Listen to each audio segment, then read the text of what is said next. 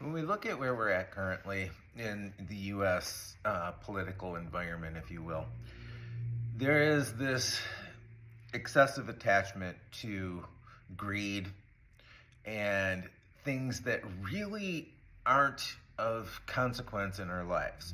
So we have built this whole economic system based on things and stuff, and very little of it is required for us to exist. Most of it is there just to make us feel comforted. It is the psychological game of attachment and building this belief in need or the fear of not having. So when we look at excessive attachment, this is one of the kleshas and how it gets in the way of our need for mental clarity. This chitta vritti nirodha that he talks about at the beginning of the sutras.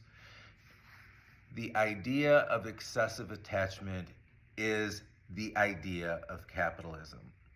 When we break down the whole way that capitalism works, it's greed and need, and it is creating a need to fulfill somebody else's greed.